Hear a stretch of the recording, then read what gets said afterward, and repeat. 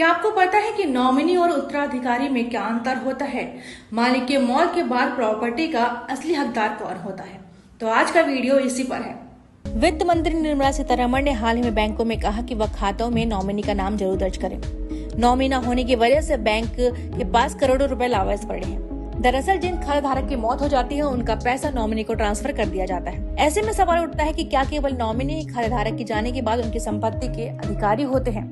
अगर ऐसा है तो फिर उत्तराधिकारी या वारिस कौन होते हैं? आज हम आपको इन्हीं दोनों अंतर के बारे में बताने वाले हैं। नॉमिनी किसी एक खास उद्देश्य के लिए बनाया जाता है। ये किसी को भी बनाया जा सकता है, यानी कि घर या घर के बाहर के सदस्य को आप नॉमिनी बना सकते हैं। लेकिन जो उत्तराधिकारी होता है वह परिवार का कोई सदस्य ही होता है। लेकिन अगर कोई व्यक्ति चाहे तो अपना उत्तराधिकारी अपनी मर्जी से परिवार के बाहर के व्यक्ति को भी बना सकता है। इन दोनों में एक खास अंतर है। नॉमिनी का नाम दर्ज नहीं होने पर बैंक किसी को भी नॉमिनी घोषित नहीं करता है, तो उसके बच्चे, पत्नी और उसकी माँ उसकी संपत्ति के उत्तराधिकारी हो सकते हैं। जैसा कि हमने आपको बताया कि नॉमिनी किसी खास उद्देश्य के लिए बनाए जाते हैं।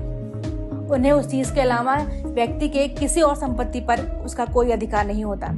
यानी कि आपने जैसे किसी को अपना बैंक का नॉमिनी बनाया है तो बैंक के लेन देन के अलावा उसका कोई और संपत्ति पे अधिकार नहीं होता है। लेकिन उत्तराधिकारी का जिक्र करें तो उत्तराधिकारी हिंदू अधिनियम 1956 में आता है। उत्तराधिकारी को मृतक की सारी संपत्ति वैध तरीके से सौंप दी जाती है। अगर नॉमिनी तय नहीं है तो संपत्ति मृतधारक के उत्तराधिकारियों में बराबर में बांट दी जाती है। भले ही कोई उत्तराधिकारी पहले से तय है, फिर भी ये सारी संपत्ति जो है वो उत्तराधिकारियों में बराबर में बांट दी जाती है। उत्तराधिकारी दो तरह के होते हैं, क्लास 1 और क्लास 2।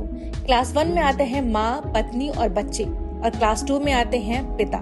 किसी व्यक्ति की संपत्ति का पहला अधिकार उसकी माँ, पत्नी और बच्चे का होता है।